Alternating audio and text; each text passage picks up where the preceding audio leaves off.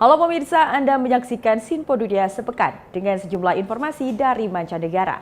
Bersama saya, Ayu Pratiwi. Inilah Sinpo Dunia Sepekan selengkapnya.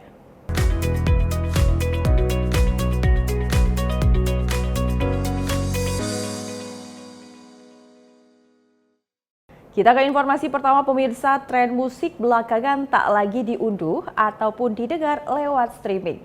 Banyak konsumen yang merindukan kembali musik yang bisa dikoleksi dan disentuh, sehingga album lagu dalam bentuk kaset kembali populer di Amerika Serikat. Toko musik di Washington DC ini telah berdiri hampir 2 dekade dan telah menyaksikan pasang surut industri musik. Belakangan bukan hanya piringan hitam vinyl yang diburu konsumen, tapi ada bagian khusus toko menjual kaset audio.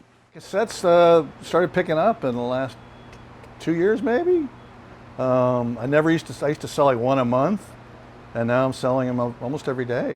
Kaset mengalami comeback secara nasional di Amerika Serikat. Menurut konsultan industri hiburan Luminate, selama tahun 2023, lebih dari 430.000 kaset dijual di Amerika. Ini 5 kali lipat penjualan kaset pada 2014. Pergeseran sebagian konsumen AS dari konsumsi musik secara digital ke konsumsi musik dalam format fisik terjadi dalam beberapa tahun terakhir ini. Pada 2022 misalnya, penjualan total piringan hitam vinyl akhirnya melampaui penjualan total CD.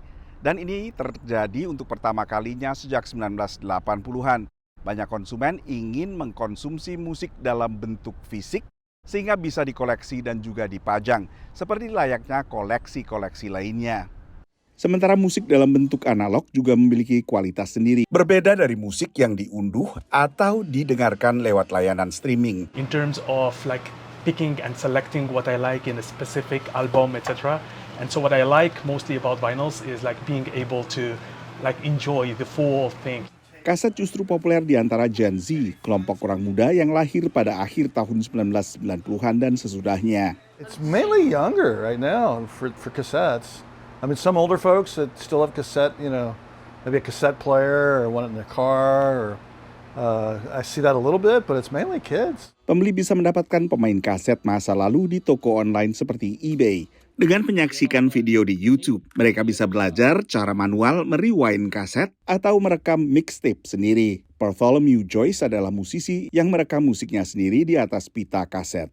People are just curious about it. It's a medium that if you grow up in the past 20 years, you're not going to encounter. And so there's something about it being vintage and in the past that's exciting. Merespons tren baru ini, Dua Lipa, Taylor Swift, dan Ariana Grande juga merilis album dalam format kaset. Menurut penyanyi Inggris Mary Spender, demam kaset adalah kelanjutan demam piringan hitam belakangan. It was just something to offer my fans that was physical, something to hold on to, collect, display, as well as listen to. Menurut pantauan majalah Billboard, kaset paling laku sepanjang 2023 adalah lagu film Guardians of the Galaxy, disusul album Taylor Swift. Dari Washington DC, Nova Purwadi dan tim VOA. Pemirsa, semakin banyak warga Pakistan yang beralih ke listrik tenaga surya dengan memasang panel surya di atap rumah mereka. Peralihan energi ini semakin terjangkau bagi konsumen, tapi di sisi lain juga bisa menimbulkan krisis bagi jaringan listrik nasional. Di seluruh Pakistan, konsumen beralih ke energi surya untuk menghemat biaya langganan listrik yang terus melonjak. Asim Ayubat di Islamabad mengeluarkan hampir $3.500 pertengahan tahun ini untuk memasang sistem pembangkit listrik surya di atap rumah. Electricity day by day cost जो है वो इंक्रीज़ हो रही थी last year programme हमारा बन रहा था लगवाने का लेकिन उसका कॉस्ट सोलर पैनल्स की काफ़ी एक्सपेंसिव थी तो अभी ये इस ईयर काफ़ी प्राइस डिक्रीज़ हुई है तो दैट्स वाई हमने चूज़ किया कि इसको हम इस ईयर लगवा लें. Dengan memakai listrik surya dan menjual kelebihan daya ke jaringan listrik, keluarga ini bisa menghemat tagihan listrik hingga setengahnya. Mereka berharap investasi energi surya bisa kembali dalam waktu sekitar 3 tahun. बच्चे जो हैं वो एक्साइटेड है कि नेक्स्ट ईयर से चलें एटलीस्ट इतना हो जाएगा कि अगर हम लगाते भी हैं तो ज़्यादा फ्रीली तौर पे लगाएंगे. Menurut laporan, antara Juni 2023 hingga Mei tahun ini, pembangkit listrik surya di atap yang terhubung jaringan listrik di Pakistan tumbuh lebih dari 300%. Berlebihannya suplai panel surya Tiongkok telah memangkas biaya sehingga lebih terjangkau bagi banyak warga. Tapi karena sistem distribusi dan cara pembangkit listrik dibangun di Pakistan, semakin populernya teknologi ramah lingkungan yang terjangkau ini juga bisa menyebabkan krisis. Pakistan sedang berjuang membayar utang senilai miliaran kepada perusahaan-perusahaan yang membangun pembangkit listrik, kebanyakan dari Tiongkok. Kontrak ini mengharuskan pembayaran untuk kapasitas pembangkit listrik, terlepas apakah konsumen menggunakan semua listriknya. Yes, we are in a catch-22 situation where as many people who get off the grid, the capacity payments is actually shared by much lesser number of users who stay on the grid. Ini berarti tagihan membengkak bagi warga miskin dan lebih banyak masalah bagi jaringan listrik. जैसे-जैसे बैटरी की प्राइस नीचे आएगी और अगर आपका tariff increase हो रहा है तो एवरीबॉडी वुड वांट के वो बैटरीज में इन्वेस्ट करके अपने आप को कम्प्लीटली ऑफ ग्रिड कर लें और अगर कम्प्लीटली ऑफ ग्रिड करते हैं तो डिमांड और कम होगी, डिप करेगी, जो कि आपकी फाइनेंशियल स्टेबिलिटी के लिए और रिलायबिलिटी के लिए, पावर सिस्टम की रिलायबिलिटी के लिए अच्छा नहीं होगा. Hampir 63.000 konsumen Pakistan, sebagian besar perumahan, memiliki sistem listrik surya yang terhubung ke jaringan listrik menurut data resmi. Jumlah ini diperkirakan akan terus bertambah. Pemerintah tidak menghalangi peralihan ke energi surya, tapi berharap bisa mempertahankan jaringan listrik. We're really looking at the industrial sector to be able to give us that push in the demand that we're expected to have. Konsumen melihat listrik surya akan semakin berkembang. ये तो सिलसिला जारी रहेगा और ये अब अपने गवर्नमेंट को चाहिए कि इस बारे में कुछ सोचे. देखिए जो अफोर्ड कर रहा है वो तो अब लगा रहा है सोलर्स, जो नहीं कर रहा है डेफिनेटली उसको फिर उसके लिए कुछ सोचना चाहिए इनको. Mempertahankan jaringan listrik mungkin akan memerlukan perbaikan sistem pembangkit dan distribusi listrik. Tapi bagi masyarakat Pakistan yang ingin berhemat, energi surya telah memberikan secercah harapan. Dari Arlington, Virginia, saya Helmi Yohanes dan tim VOA. Sementara itu pemirsa, di negara bagian Alaska, perubahan iklim memperparah erosi di sebagian wilayah pesisir. Akibatnya warga suku asli terpaksa pindah ke wilayah yang lebih aman. Bila perubahan iklim dan pemanasan global masih memicu pro dan kontra di penjuru Amerika Serikat, tidak demikian bagi suku asli Yupik di Alaska, negara bagian paling utara Amerika. I'd want to invite someone that doesn't believe in the global warming. And I want them to see it for their eyes, because in Newtok, where the village sits, right on, the coastline, you can see the permafrost melting, and that's due to the earth warming up. Bongkahan es di perairan lepas pantai Alaska biasanya melindungi kawasan ini dari badai kuat. Tapi dengan melelehnya es belakangan, badai beruntun memperparah erosi tanah di permukiman Yupik bernama Newtok dan bahkan melelehkan ibun abadi alias permafrost, bagian tanah yang biasanya selalu beku. This right here, you can kind of see the permafrost, and when you look down in there, you can kind of start seeing the mud fall apart. And then you can see it dripping. That's the permafrost melting. Menurut pantauan kantor akuntabilitas pemerintah, sebuah lembaga di bawah Kongres, sejak 1954 komunitas di Newtok telah kehilangan 1 kilometer lebih tanah akibat erosi. Sebagian besar dari sekitar 450 warga Newtok direlokasi ke kota baru, Mertarvik, hampir 15 kilometer di selatan Newtok. I do miss how everyone used to be together. Now that we're relocated here in Mertarvik, I just feel like the community is not how it used to be. Puluhan warga yang masih bertahan di Newtok rencananya akan pindah pada akhir tahun karena toko dan sekolah telah pindah ke kota baru dan listrik di Newtok pun terancam putus.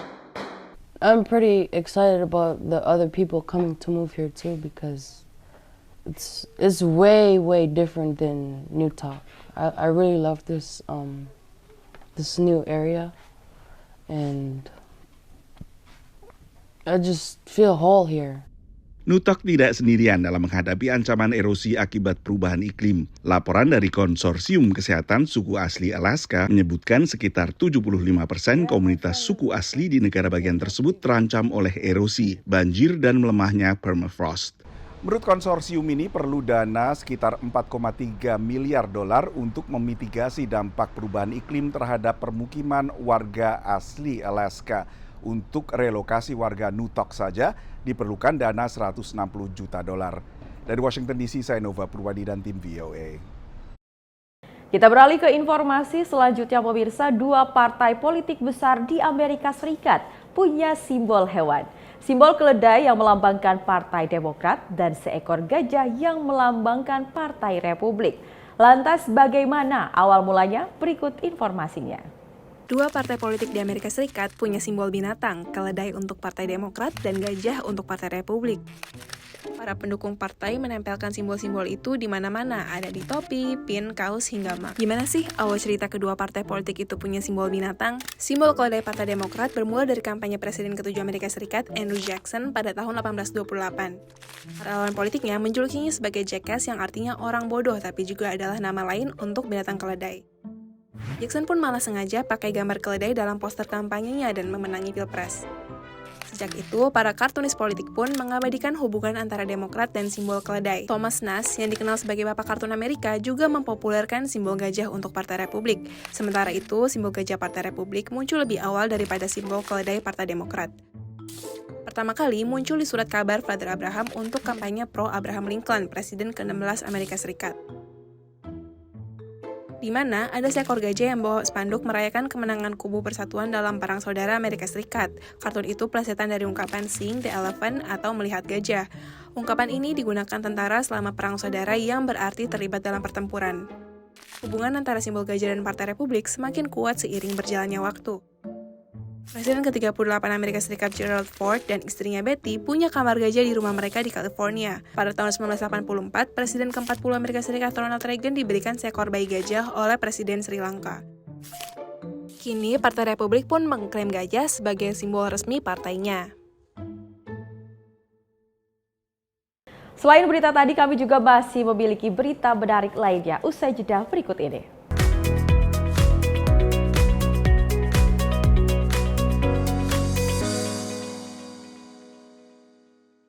Pemirsa, Simpo TV kembali hadir menemani Anda dengan berbagai informasi yang telah kami rangkum dalam sepekan. Sajian lengkap informasi sepekan kami hadirkan untuk Anda. Badan Legislasi DPR menemui masa unjuk rasa di depan gedung DPR RI Senayan, Jakarta. Menemani akhir pekan Anda bersama keluarga dengan rangkuman berita menyeluruh dalam Simpo Sepekan setiap minggu pukul 6 pagi hanya di Simpo TV. Halo, selamat malam pemirsa. Senang sekali rasanya kami mengisi ruang informasi Anda. Akhiri aktivitas Anda dengan rangkuman perkembangan peristiwa yang terjadi sepanjang hari. Sebelumnya kita saksikan ada sekitar 3.000 tamu undangan. Sementara di Ibu Kota Nusantara ini ada sekitar 2.000 tamu undangan. Rangkaian informasi nasional dan mancanegara dirangkum sebagai penutup hari dalam Menyapa Malam. Setiap Senin hingga Jumat pukul 8 malam. Hanya di Simpo TV. Halo, selamat pagi pemirsa Simpo TV. Selamat pagi Andi. Selamat pagi, Fen. Beragam informasi terbaru hadir menemani Anda sebelum memulai hari. Itu memang dari Menteri Perhubungan juga mendukung, Betul. dari Menteri Keuangan juga mendukung, dan kita sebagai masyarakat pun juga harus mendukung. Mengangkat isu yang tengah menjadi pembicaraan paling hangat. Semarakan pagi Anda bersama Menyapa Pagi. Setiap Senin hingga Jumat pukul 6 pagi. Hanya di Simpo TV. Halo pemirsa, kami kembali hadir dengan sejumlah informasi yang kami himpun dari berbagai penjuru dunia. Rangkaian informasi yang membuat akhir pekan Anda begitu bermakna. Sebuah kelompok di Afrika Selatan memberikan layanan pertunjukan film dengan tenaga surya. Berita yang menjadi sorotan media dari dalam dan luar negeri. Kami hadirkan untuk menemani pekan Anda dalam Simpo Dunia Sepekan. Sabtu dan Minggu pukul 9 pagi. Hanya di Simpo TV. Kami hadir dengan rangkaian informasi dari berbagai penjuru dunia. Topik dan isu yang tengah menjadi sorotan mancanegara dikemas dengan lengkap untuk Anda.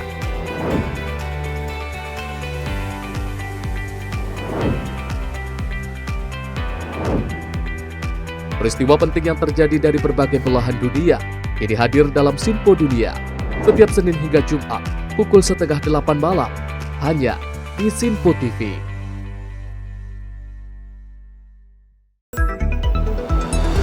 Jadilah yang pertama mengetahui perkembangan terkini seputar informasi dari lembaga parlemen. Punya data nasional, tidak ada satupun backup berarti kan? Tiba-tiba ada putusan yang nggak masuk akal dan seperti ini gitu. Kita biarkan rekomendasi kepada KPK, periksa!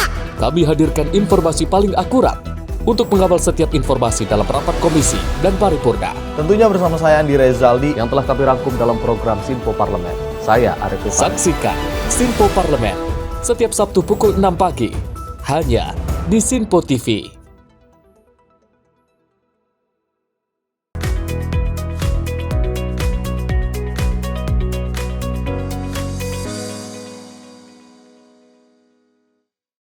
Terima kasih masih bersama kami dalam Sinpo Dunia Sepekan. Pemirsa, pasca konflik yang semakin panas di Timur Tengah, Sekjen PBB sebut status UNRWA tidak akan tergantikan. Hal ini disampaikan pasca rancangan undang-undang Israel yang menghalangi UNRWA di Gaza. Pasca adanya isu rancangan undang-undang di parlemen Israel yang bertujuan untuk memblokir aktivitas Badan Bantuan dan Pekerjaan Perserikatan Bangsa-Bangsa atau UNRWA di kawasan Gaza dan tepi barat, Sekretaris Jenderal PBB Antonio Guterres mengecam hal tersebut pada pertemuan Dewan Keamanan PBB pada Selasa lalu. Hal tersebut menjadi kecaman agar bantuan yang diarahkan ke Palestina tidak mendapatkan intervensi, khususnya UNRWA sebagai utusan PBB di daerah konflik tersebut. The conclusion is clear. There is something fundamentally wrong in the way this war is being conducted. Ordering civilians to evacuate does not keep them safe if they have no safe place to go and no shelter, food, medicine or water. And no place is safe in Gaza and no one is safe. International law is unambiguous. Civilians everywhere must be respected and protected and their essential needs must be met, including through humanitarian assistance. All hostages must be released. And I strongly condemn all violations of international humanitarian law in Gaza. Meanwhile, southern Gaza is overwhelmed. Supplies are running low, and the Israeli authorities are only allowing a single unsafe road for aid from the Kerem Shalom crossing, where humanitarians face active hostilities and violent armed looting, fueled by desperation and the collapse of public order and safety. Dari Jakarta, tim redaksi Sinpo TV. Sementara itu, pemirsa, utusan Uni Eropa peringatkan negara Lebanon akan berakhir menjadi kawasan Gaza baru pasca serangan Israel beberapa waktu yang lalu. Menurutnya, kelas politik Lebanon harus mengambil alih kendali negara tersebut. Perwakilan dari Uni Eropa untuk urusan luar negeri serta kebijakan keamanan, Joseph Borrell, memperingatkan Lebanon akan berakhir menjadi wilayah Gaza baru serta akan lumpuh total karena struktur politiknya. Hal tersebut ia sampaikan pasca serangan bertubi-tubi dari Israel beberapa waktu lalu untuk mengincar pimpinan kelompok Hizbullah. Ia mengatakan bahwa struktur politik di negara Lebanon harus kuat agar Israel tidak dapat memberikan serangan secara membabi buta ke depannya. Borrell juga menegaskan bahwa saat ini Uni Eropa telah memobilisasi 40 juta euro dalam bentuk bantuan kepada Lebanon. La clase política del Líbano la que tiene que tomar el control de ese país y dirigirlo. Y para ello creo que hay 4 acciones imprescindibles en este momento. La elección de un presidente de la República que está parada desde hace más de 2 años. En mi reciente visita al Líbano me entrevisté con el presidente del Parlamento, el señor Berri, y con obviamente el primer ministro. Una reelección que está parada porque, como saben, tiene que ser un cristiano maronita y no hay forma de conseguir un voto suficiente para elegirlo. En esa particular estructura política del Líbano, donde cada alto cargo tiene que pertenecer a una de las colectividades religiosas en las que el Líbano se articula, tiene que ser un cristiano maronita, pero no existe forma alguna de elegir un presidente y por lo tanto el país está. Dari Jakarta, tim redaksi Sinpo TV. Pemirsa, Menteri Luar Negeri Iran sebut akan menerapkan skema serangan terbaru jika Israel akan menyerang balik. Serangan Israel tersebut diperkirakan akan hadir di Iran dalam beberapa waktu dekat. Menteri Luar Negeri Iran Abbas Araqi berjanji untuk memberikan hukuman atas kesalahan strategis dengan respon yang lebih tegas. Hal ini disampaikannya pada Selasa lalu, sesaat setelah Teheran meluncurkan rentetan rudal balistik ke titik-titik kota di Israel. Menurutnya, Iran siap untuk menghadapi berbagai skenario apapun dalam menghadapi situasi pasca Iran memberikan serangan kejutan ke Israel atas invasi mereka ke Lebanon. عملیات وعده صادق 1 و 2 به خوبی عزم و اراده و اقتدار ستودنی نیروهای مسلح جمهوری اسلامی ایران را به نمایش گذاشت تا همگان بدانند که هر گونه خطای راهبردی دشمن با پاسخی به مراتب سخت‌تر مواجه خواهد شد و در انجام این مهم ما نه تعلل خواهیم کرد و نه شتاب زده خواهیم بود. Dari Jakarta, tim redaksi Sinpo TV. Dan pemirsa, informasi tadi menjadi penutup perjumpaan kita kali ini. Tetap saksikan Sinpo Dunia Sepekan hanya di Sinpo TV. Saya Ayu Pratiwi mewakili kru yang bertugas mengucapkan terima kasih dan sampai jumpa.